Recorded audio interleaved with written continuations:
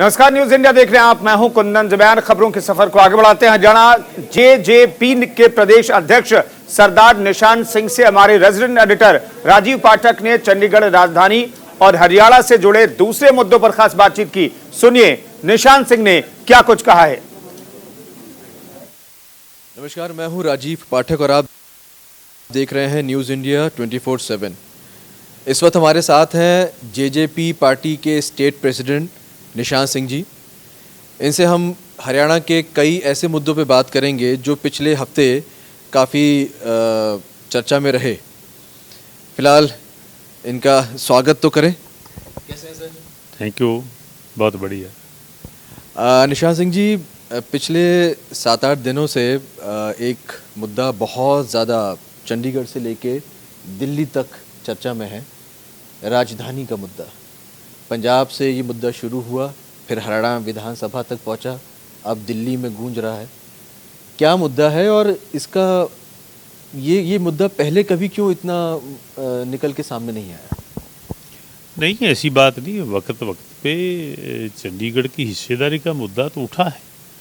हाँ, वो थोड़ा और ज़्यादा उठा है, लेटेस्ट है, इसलिए हमें लगता है कि शायद ये पहली बार हुआ। तो अपने अधिकारों के लिए देखो, हर स्टेट जागरूक है। पंजाब कहता है कि मुझे नहीं, हम हरियाणा कहता है कि हमें अपना पूरा 40% नहीं मिल रहा, किसी भी फील्ड में ले लें। तो वो उसके लिए हरियाणा अपनी बात कह रहा है और हमारा राइट है, हमारा हक है कि हमें वो मिले। नहीं, हक तो है, मगर भगवंत मान जी ने जो प्रस्ताव पारित कराया और उसके बाद जो हाल फिलहाल में उसके जवाब में हरियाणा में विधानसभा में इसको करना पड़ा, इसकी ज़रूरत क्यों आ रही है? पहले भी ये मुद्दा रहा, लेकिन कभी विधानसभा से प्रस्ताव पारित करने की नौबत आ जाए, ऐसी चीज़ें तो हिस्ट्री में इतनी दिखाई नहीं थी। ये कोई मुद्दा नहीं है, ये राजनीतिक बातें हैं कि पंजाब का हक है, पंजाब को मिलना चाहिए। एक बंटवारा हो गया और जेंटलमैनी बंटवारा हुआ है। उसके बाद कोई एक स्टेट कहती है कि मेरा अधिकार है, तो वो तो पॉलिटिकल बात कही जाएगी, खाम खा खबर बनाने के लिए, अदरवाइज़ कुछ नहीं है। ये मान के चलें कि इतने वर्षों से बंटवारा हुआ है। पार्टीशन दोनों स्टेटें जब अलग हुई तो अब वो तो अपना अपना हिस्सा, उनका 60 पे अधिकार है, हमारा 40 पे अधिकार है। हम 40 का 42 नहीं मांगते, हम तो कहते हैं भी 40 हमें पूरा मिले हर फील्ड में। तो ये तो सिर्फ खबर बनाने के लिए मुद्दे हैं।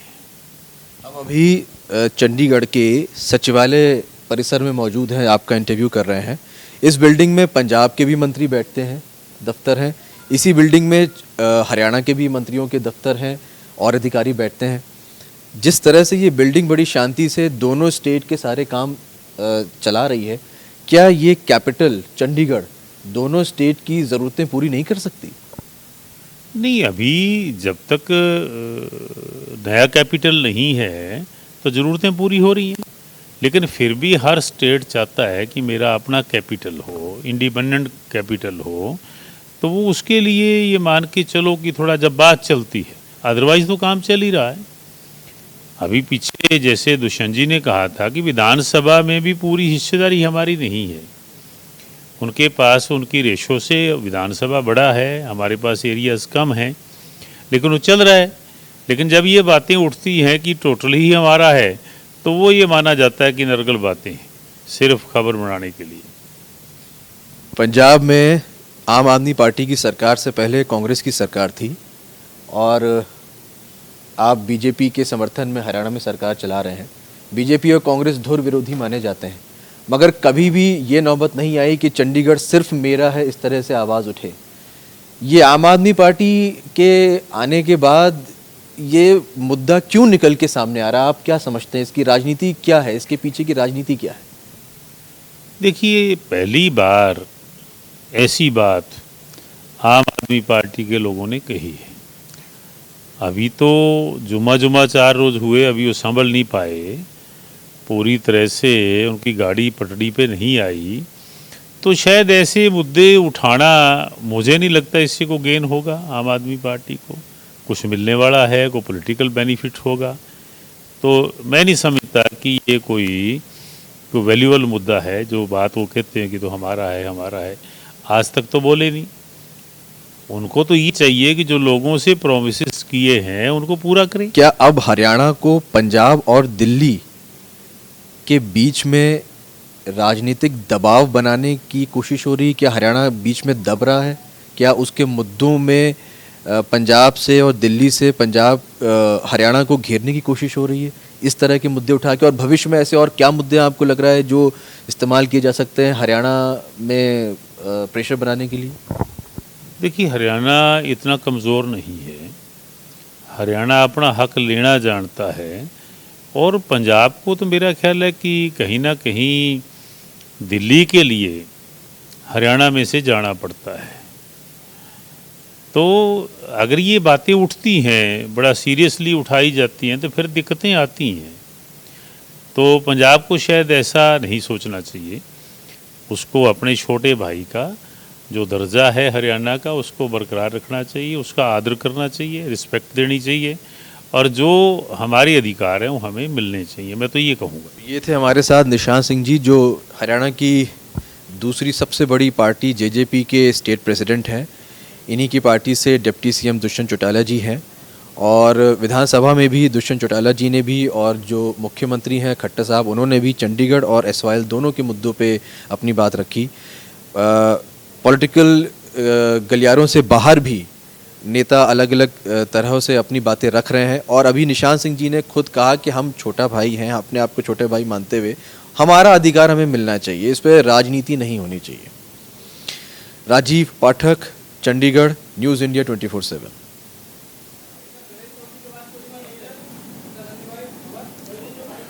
और राजीव पाठक हमारे सहयोगी इस खबर पर बातचीत करने के लिए जुड़ रहे हैं। राजीव, एक तरीके से देखा जाए तो जेजेपी के स्टेट प्रेसिडेंट ने इस पूरे मामले को बहुत ज्यादा तूल नहीं दिया है, सीधे तौर पर कह रहे हैं कि सिर्फ इस मसले पर राजनीति हो रही है। देखिए, ये कहना तो ठीक नहीं होगा कि तूल नहीं दिया है।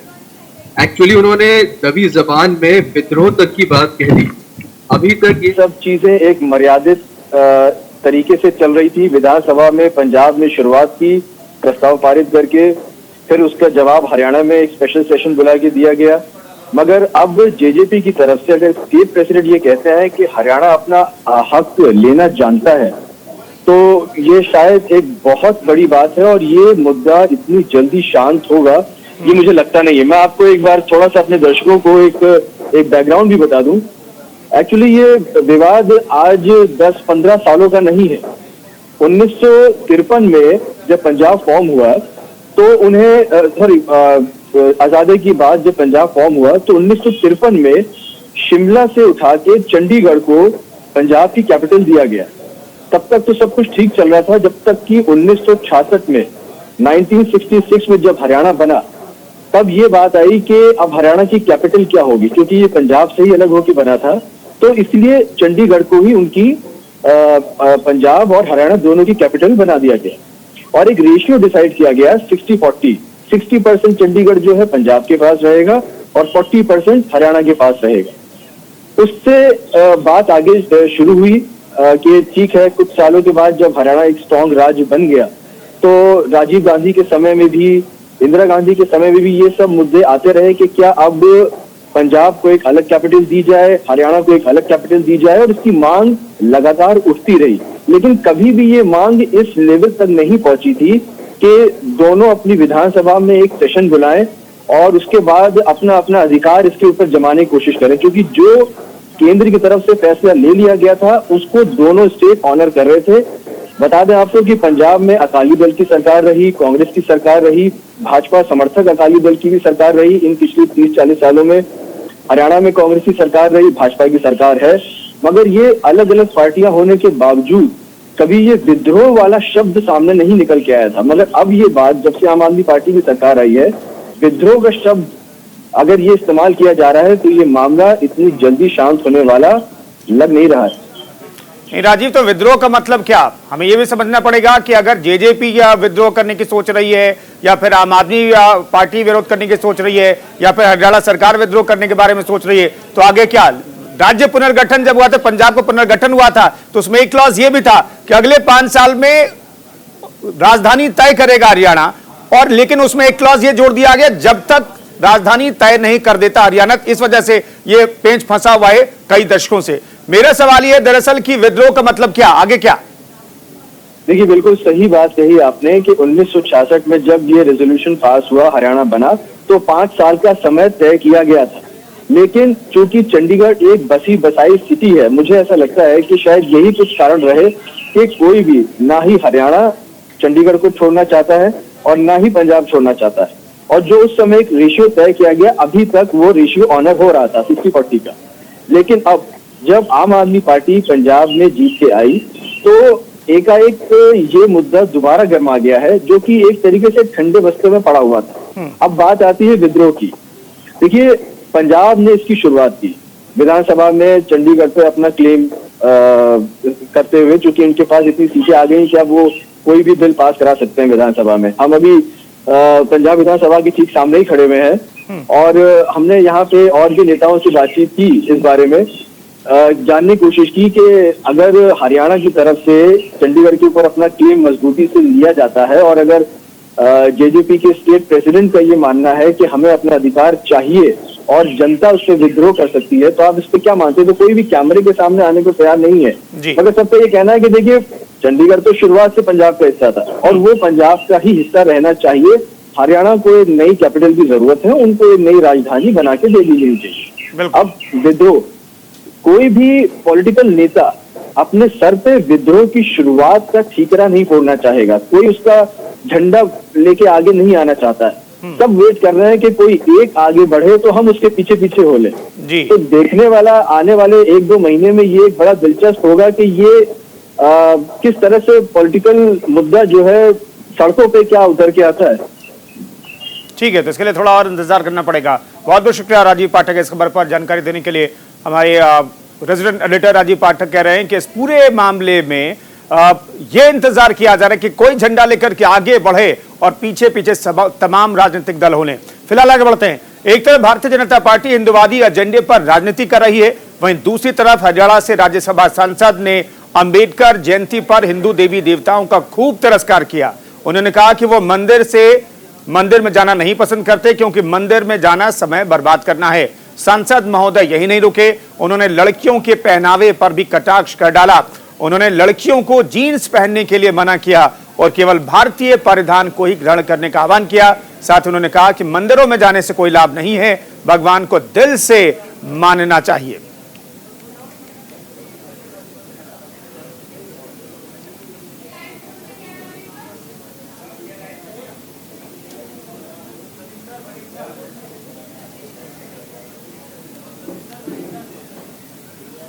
तो एक सांसद महोदय हैं, वो कह रहे हैं कि मंदिर में जाने से कोई लाभ नहीं होता, लड़कियों को जीन्स नहीं पहननी चाहिए।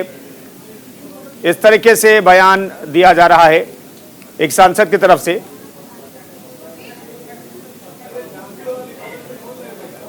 देवी देवताओं का तिरस्कार एक तरीके से कर रहे हैं। हरियाणा से राज्यसभा सांसद हैं जिन्होंने इस तरीके से बयान दिया है।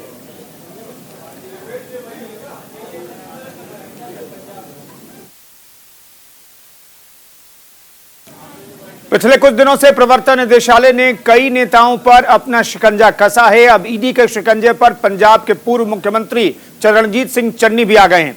चरणजीत सिंह चन्नी पर अवैध खनन माफिया का साथ देने के आरोप लगे हैं, पहले से लग चुके हैं। इस मामले में प्रवर्तन निदेशालय ने गुरुवार को चरणजीत सिंह चन्नी से 6 घंटे तक पूछताछ भी की है। उन्होंने कहा कि मुझे कल बुलाया गया था और मैंने ईडी के सामने पेश होकर अपना बयान दे दिया है। मुझे दोबारा नहीं बुलाया गया है, मुझसे जो पूछा गया मैंने वो बता दिया है। सतेंद्र हमारे सहयोगी इस खबर पर बातचीत करने के लिए सीधे जुड़ रहे हैं।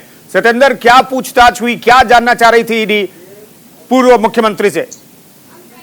मैं ये बताना चाहूंगा कि ईडी ने जो रेड की है, तो ये भूपेंद्र सिंह जो उनके भांजा है उसके ऊपर अवैध खनन के मामले में रेड की गई थी, जहां पे बताया गया था कि उनके पास से 7 करोड़ 90 लाख रुपए बरामद किए गए थे। लेकिन ईडी का कहना यह है कि हमने कुछ नंबर निकलवाए हैं और नंबर्स की जो कॉल डिटेल्स है उसमें कहीं ना कहीं चरणजीत सिंह चन्नी का नाम जुड़ा हुआ सामने आ रहा है उसमें।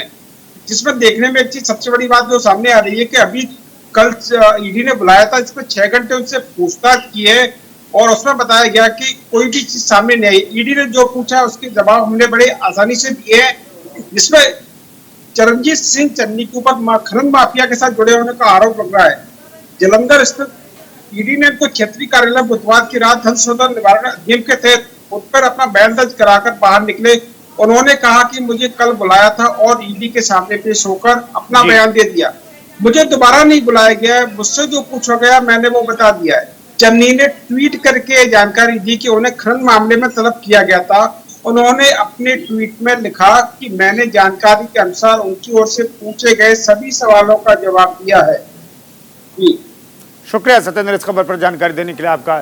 तो चरणजीत सिंह चन्नी से 6 घंटे तक ईडी ने पूछताछ की है। फिलहाल आगे बढ़ते हैं, कांग्रेस के नए अध्यक्ष अमरिंदर सिंह राजा वड़िंग अमृतसर पहुंचे, जहां राजा वड़िंग ने आज सुबह अपने परिवार के साथ सचखंड श्री हरमंदिर साहिब में मत्था टेका। इसके बाद उन्होंने श्री दुर्गियाना मंदिर और भगवान वाल्मीकि जी राम तीर्थ स्थान के दर्शन किए। वहीं इस मौके पर कांग्रेस के कई नेता मौजूद थे। पीपीसी के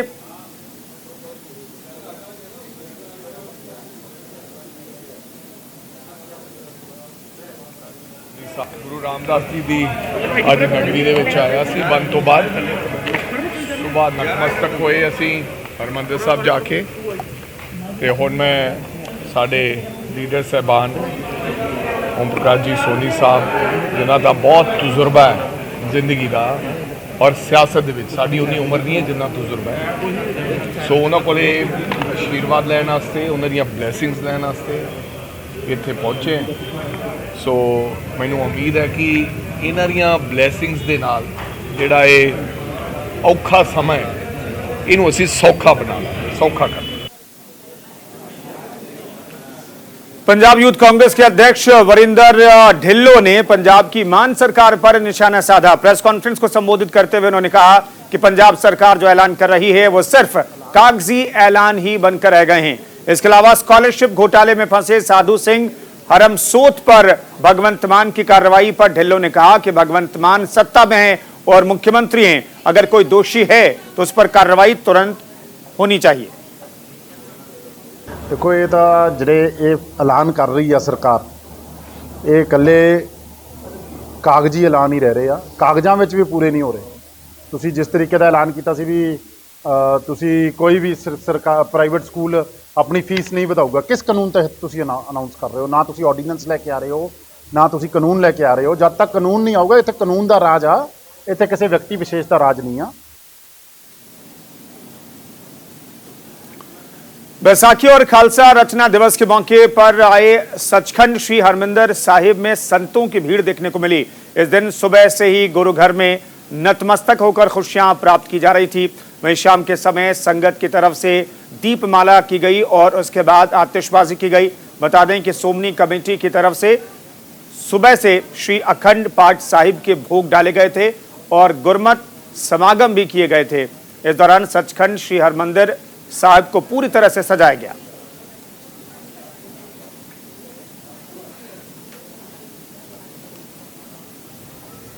सब तो पहला गुरु गोबिंद सिंह कलगीधर पातशाह जी फतेह बुलाਉਣਾ जी। वाहिगुरु जी का खालसा वाहिगुरु जी की फतेह। दास ਦਾ ਨਾਮ ਭਾਈ ਸੁਰਜੀਤ ਸਿੰਘ ਜੀ ਖਾਲਸਾ ਕਵੀਸ਼ਰੀ ਜਥਾ ਅੰਮ੍ਰਿਤਸਰ ਵਾਲੇ। ਅੱਜ ਜੋ ਕਿ ਵਿਸਾਖੀ ਦਾ ਪਵਿੱਤਰ ਦਿਹਾੜਾ ਦੇਖਣ ਨੂੰ ਮਿਲਿਆ, ਅੰਮ੍ਰਿਤ ਵੇਲੇ ਤੋਂ ਸੱਚਖੰਡ ਸ੍ਰੀ ਹਰਿਮੰਦਰ ਸਾਹਿਬ ਨਤਮਸਤਕ ਹੋ ਰਹੀਆਂ ਨੇ ਔਰ ਗੁਰੂ ਸਾਹਿਬ ਜੀ ਦੀ ਕਿਰਪਾ ਨਾਲ ਦੇਸੀ ਘਿਓ ਦੇ ਦੀਵੇ ਜਗਾ ਰਹੀਆਂ ਨੇ। ਬਹੁਤ ਅਲੋਕਿਕ ਨਜ਼ਾਰਾ ਦੇਖਣ ਨੂੰ ਮਿਲਿਆ ਸੱਚਖੰਡ ਸ੍ਰੀ ਹਰਿਮੰਦਰ ਸਾਹਿਬ और आसतबाजी का भी अलौकिक नज़ारा देखने को मिला, फुल चढ़िया वांग देखने को मिला, बहुत अलौकिक नज़ारा। और हमेशा को सिंह सजो गुरु वाले बनो बाणी बाणे के धारने उस वाहिगुरू जी का खालसा वाहिगुरू जी की फतेह। हिमाचल दिवस के मौके पर मुख्यमंत्री जयराम ठाकुर ने बड़ा ऐलान किया। उन्होंने कहा कि हिमाचल में भी सरकार ने जनता को राहत देने के लिए ग्रामीण इलाकों में 60 यूनिट की जगह अब मुफ्त बिजली पानी का ऐलान किया है। लोगों को अब 125 यूनिट बिजली का बिल नहीं देना होगा। ग्रामीण क्षेत्रों में भी अब पानी का बिल नहीं देना होगा। साथ ही महिलाओं को भी परिवहन निगम की बसों में 50% किराया माफ किया गया है। और एनएसएस के बाद हमारे प्रधानमंत्री जी का नेशनल कैडेट कोर